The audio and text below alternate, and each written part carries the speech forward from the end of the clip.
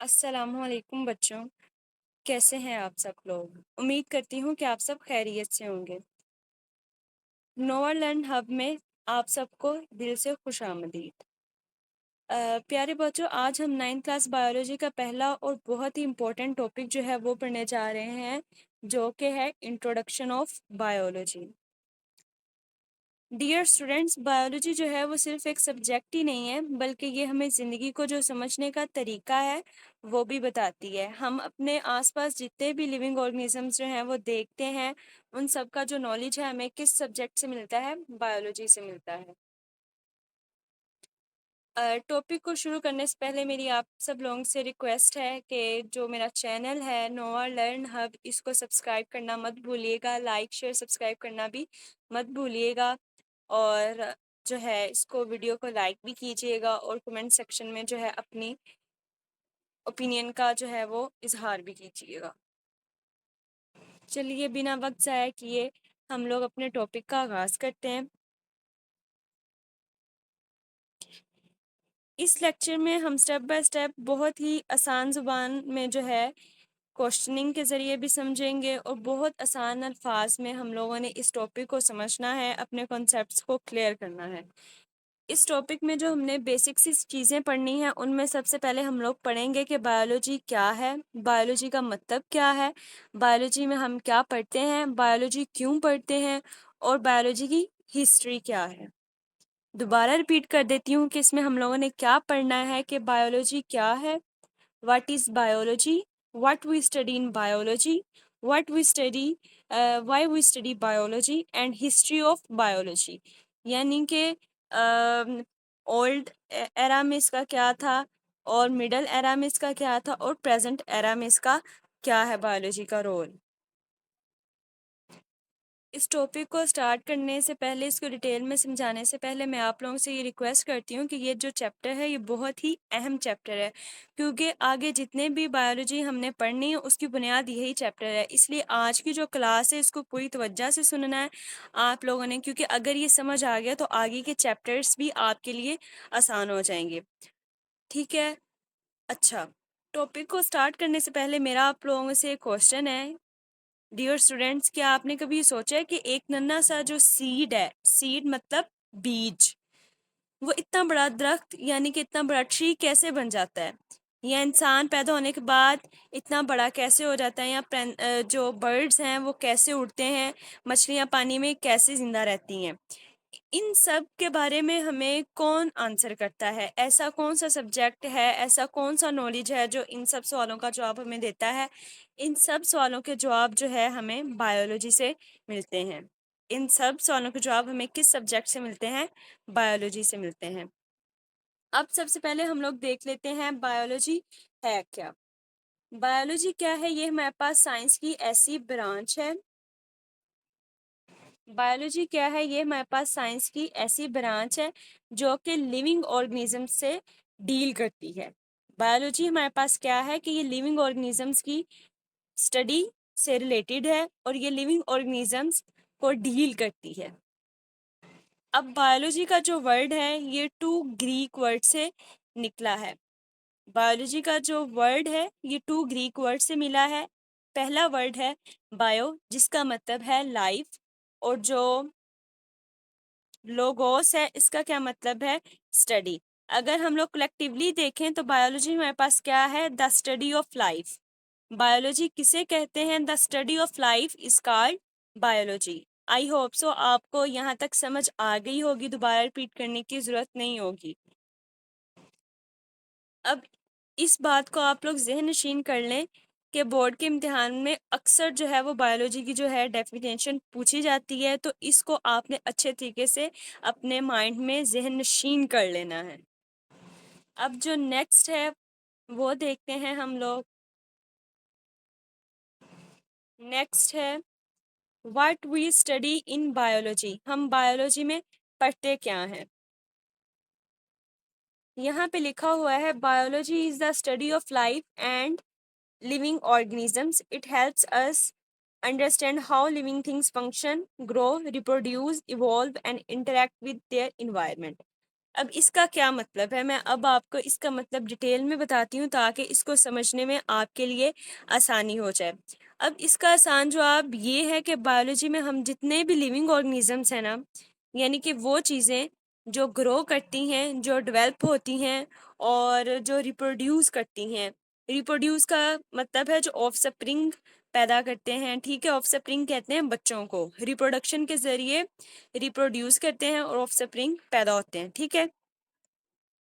और जितने भी उनके लाइफ प्रोसेसेस हैं, जैसे एवोल्यूशन हो गया, रिप्रोडक्शन हो गया, ग्रोथ हो गई, और जो इसका इन्वायरमेंट के साथ इंटरेक्ट है, ये सारे क्या हैं, लाइफ प्रोसेसेस के बारे में। इन सब से कौन डील करती है, बायोलॉजी का जो सब्जेक्ट है, जो फील्ड है, इन सब चीज़ों के साथ डील करती है।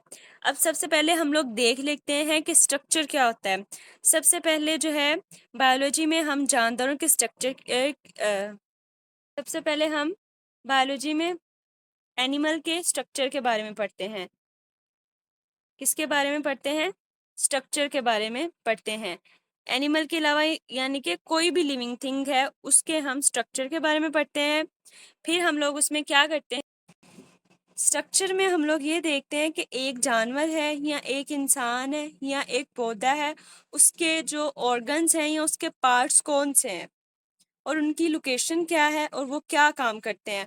अब फॉर एग्जांपल आप लोग देख लो कि इंसान का जो दिल है वो क्या काम करता है, ह्यूमन हार्ट जो है वो क्या काम करता है, ये भी हम बायोलॉजी के अंदर स्टडी करते हैं।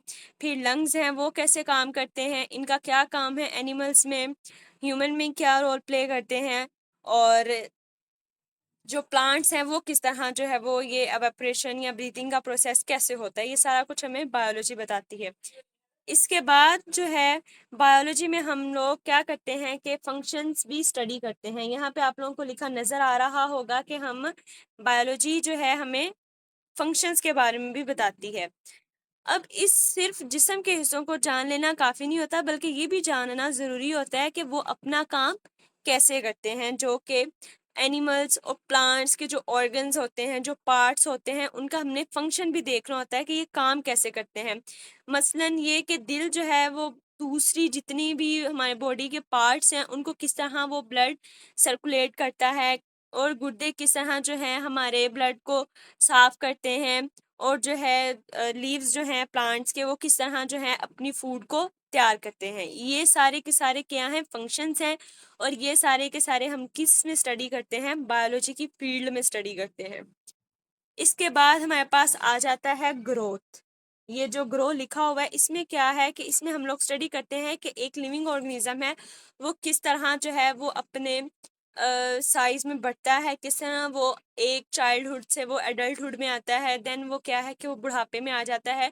कोई भी लिविंग थिंग है, एनिमल हो गया या ह्यूमन बीइंग हो गया। अगर प्लांट्स भी देखें, प्लांट्स में भी यही चीज़ होती है कि हम सबसे पहले एक बीज बोते हैं, उससे क्या है कि हमारे पास जो है एक बालिग जो है पौधा बन जाता है। फिर इसके बाद रिप्रोड्यूस है कि वो कैसे बच्चे पैदा करते हैं, ये सारा कुछ हम बायोलॉजी में पढ़ते हैं। इसके बाद इवॉल्व और इंटरेक्ट के बारे में हम लोग देख लेते हैं। अब सबसे पहले हम इवॉल्व का मतलब समझ लेते हैं कि इवॉल्व क्या होता है। इवॉल्व जो है ये एवोल्यूशन से निकला हुआ है। किससे निकला है, एवोल्यूशन, एवोल्यूशन, सही है, एवोल्यूशन से ये वर्ड निकला है। अब हमारे पास एवोल्यूशन क्या होती है। एवोल्यूशन जो है ऐसा ग्रेजुअल चेंज होता है, ऐसा प्रोसेस होता है वक्त गुजरने के साथ साथ, जो कि जानदारों में छोटी छोटी जो तब्दीलियां हैं वो इससे आती रहती हैं, ताकि वो अपने माहौल के मुताबिक जो है खुद को एडजस्ट कर सकें और वो उस इन्वायरमेंट में सरवाइव कर सकें। दोबारा रिपीट कर देती हूँ कि एवोल्यूशन क्या होता है। एवोल्यूशन हमारे पास एक ऐसा प्रोसेस होता है कि वक्त गुजरने के साथ साथ जानदारों के स्ट्रक्चर में चेंजेस आ जाते हैं, ताकि वो जिस इन्वायरमेंट में वो रह रहे हैं उसके हिसाब से खुद को अडेप्ट कर सकें और वहाँ पे वो सरवाइव कर सकें। इस सारे प्रोसेस को हम एवोल्यूशन कहते हैं।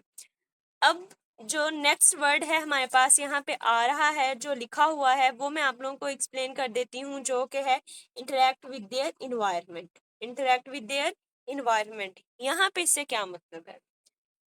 अब मेरी बात आप लोगों ने गौर से सुननी है कि हर जानदार जो है वो अपने माहौल में, जिस माहौल में वो रहता है, वो जो है दूसरे जानदारों से इंटरेक्ट भी करता है। जो उसका बिहेवियर है वो दूसरे जो है जानदारों पे भी असरअंदाज होता है, उसका इम्पैक्ट दूसरे एनिमल्स पे पड़ता है, दूसरे ऑर्गेनिजम्स में पड़ता है, और इन्वायरमेंट में भी उस चीज़ का असर होता है। अब आप मिसाल के तौर पर ये देख लो कि पौधे सूरज की रोशनी लेते हैं, पानी और हवा के बगैर जो है वो जिंदा नहीं रह सकते। अगर पौधे को सूरज की रोशनी नहीं मिल रही, पानी नहीं मिल रहा, हवा नहीं मिल रही, तो उसकी वजह से क्या होगा कि वो खुराक तैयार नहीं कर पाएगा। और जब प्लांट्स जो हैं वो खुराक तैयार नहीं कर पाएंगे तो इस चीज़ का नुकसान क्या होगा कि वो एक तो खुद भी मर जाएगा, एक तो क्या है कि वो खुद भी मर जाएगा, और दूसरा उसका नुकसान क्या होगा कि जितने भी प्लांट्स डिपेंडेंट एनिमल हैं, जितनी भी क्रिएचर है प्लांट डिपेंडेंट, वो सारी की सारी उस पे भी इम्पैक्ट होगा, वो भी कहीं ना कहीं जो है वो मौत के मुंह में चली जाएंगी। तो डियर स्टूडेंट्स, ये बातें आपने याद रखनी है कि बायोलॉजी में हम ये चीज़ें पढ़ते हैं: structure, functions, growth, reproduction, evolution और इंटरेक्शन विद देयर इन्वायरमेंट। ये जो 6 नुकात हैं इम्तिहान के लिए बहुत इंपॉर्टेंट है, आप इसको अच्छी तरह से ज़रूर याद करिएगा। और अब हम अगला हिस्सा देखते हैं, वाई वी स्टडी बायोलॉजी। हम लोग बायोलॉजी पढ़ते क्यों हैं?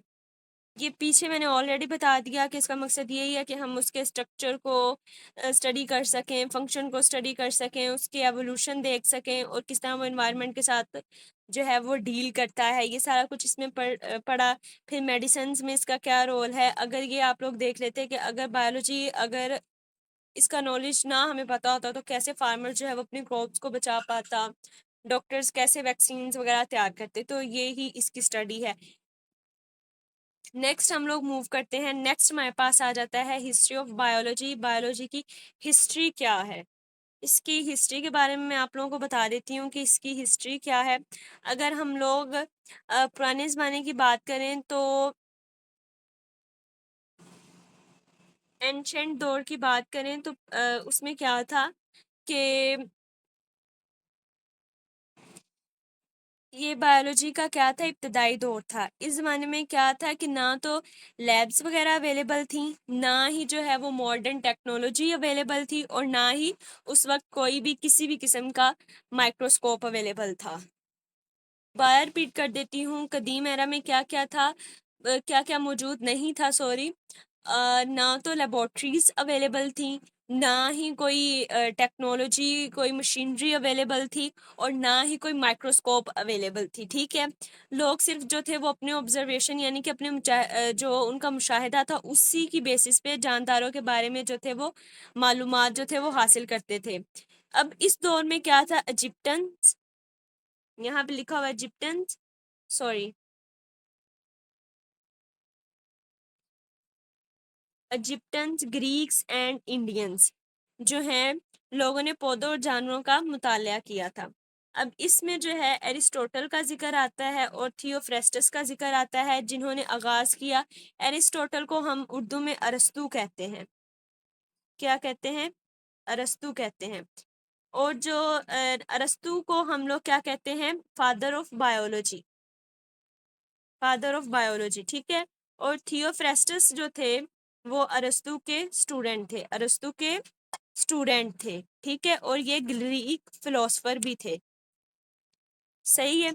अब अरिस्टोटल जो थे इन्होंने 500 से जायद एनिमल्स को स्टडी किया। क्या किया? 500 से जायद एनिमल्स को स्टडी किया और उनको क्लासिफाई भी किया। एनिमल्स को स्टडी भी किया और उनको क्लासिफाई भी किया। स्टडी किया और क्लासिफाई भी किया। अगर हम अब सेकंड पे देखें तो हमारे पास थियोफ्रेस्टस आ जाते हैं। सेकंड पे हमारे पास कौन आ जाते हैं? थियोफ्रेस्टस। थियोफ्रेस्टस का मैंने आपको बता दिया कि ग्रीक फिलोसफर थे। जिस तरह एरिस्टोटल को फादर ऑफ बायोलॉजी कहा जाता है, इसी तरह थियोफ्रेस्टस को फादर ऑफ बॉटनी कहा जाता है। बॉटनी के बारे में आप लोगों को पता होगा, study of plants. Study of plants क्या कहलाती है? बॉटनी। थियोफ्रेस्टस को फादर ऑफ बॉटनी कहा जाता था। क्यों? क्योंकि उन्होंने मुख्तलिफ जो पौधे थे उनकी टाइप्स पे, उनकी खसूसियात पे और उनके यूजेस के बारे में जो थी वो इंफॉर्मेशन को जमा किया था। इसी वजह से उनको क्या कहा जाता है? Father of botany. अगर मिडल एरा की तरफ आ जाएं तो यहाँ पे लिखा हुआ है कि biological knowledge biological knowledge was preserved and expanded by Muslim and European scholars. Scientists translated ancient books and made important contributions to medicine, anatomy, and pharmacology. अब इसका क्या मतलब है?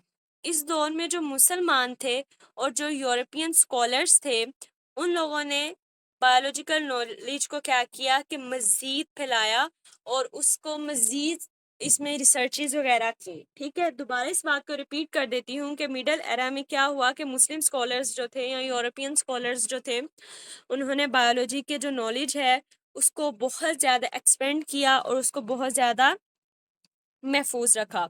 उन्होंने कदीम जो किताबें थीं दूसरी ज़बानों में उनका तर्जमा किया, जैसे कि मेडिसन है, जैसे एनाटॉमी है और दूसरा क्या है? फार्माकोलॉजी। इन सब पे उन्होंने क्या किया? काम किया। अब इससे हमें क्या पता चलता है मिडल एरा में क्या क्या हुआ? यानी इस दौर में बायोलॉजी ने ना सिर्फ मुशाहिदे तक महदूद रही बल्कि इसमें तहकीक भी शुरू हो गई थी, यानी कि रिसर्च भी शुरू हो गई थी। यानी कि थ्योरेटिकल ही वर्क नहीं रहा बल्कि प्रैक्टिकली भी वर्क होना शुरू हो गया था मिडल एरा में। अब नेक्स्ट मूव करते हैं प्रेजेंट एरा। प्रेजेंट जो हमारा टाइम है इसमें क्या है कि बायोलॉजी जो है वो फुली डेवलप्ड हो गई है। मेडिसिन के लिहाज से, साइंटिफिक एक्सपेरिमेंट्स के लिहाज से नई नई टेक्नोलॉजीज आ गई हैं, नई नई ब्रांचेस आ गई हैं, नए नए मेथड्स आ गए हैं बायोलॉजी के, और बहुत ज़्यादा जो है वो अब बायोलॉजी प्रोग्रेस कर चुकी है इसकी, क्योंकि फील्ड्स बहुत ज़्यादा आ गई हैं और बहुत ज़्यादा ये वास्ट और डाइवर्स फील्ड हो चुकी है। यहाँ पे अब जो है मॉडर्न लेबॉर्ट्रीज अवेलेबल हैं, नए इंस्ट्रूमेंट्स अवेलेबल हैं और सबसे अहम इजाद जो है माइक्रोस्कोप, जो कि रॉबर्ट हुक ने की थी, वो भी हमारे पास अवेलेबल है। यहाँ पे लिखा हुआ है the invention of microscope led to the discovery of cells and micro organism. Microscope की वजह से सेल्स की डिस्कवरी पॉसिबल हुई और माइक्रो ऑर्गेनिज्म को उनकी वजह से, माइक्रोस्कोप की वजह से देखा जा सकता है। माइक्रोस्कोप एक ऐसा इंस्ट्रूमेंट होता है, ये आपने 6-7 क्लास में भी पढ़ा होगा, एक ऐसा इंस्ट्रूमेंट होता है जो कि हम लोग, हमारी मदद करता है कि हम लोग जो स्मॉल माइक्रो ऑर्गेनिजम्स हैं जो कि हम लोग नेकेड आई से नहीं देख सकते, वो हम लोग इसकी मदद से देख सके। आज का हमारा टॉपिक कंप्लीट हो गया है। उम्मीद करती हूँ कि आज का टॉपिक आप लोगों को पसंद आया होगा और मैं आप लोगों से फिर रिक्वेस्ट करती हूँ कि मेरे चैनल को लाइक सब्सक्राइब लाजमी कीजिएगा और इसको शेयर करना मत भूलिएगा। Thanks for watching. अल्लाह हाफिज़।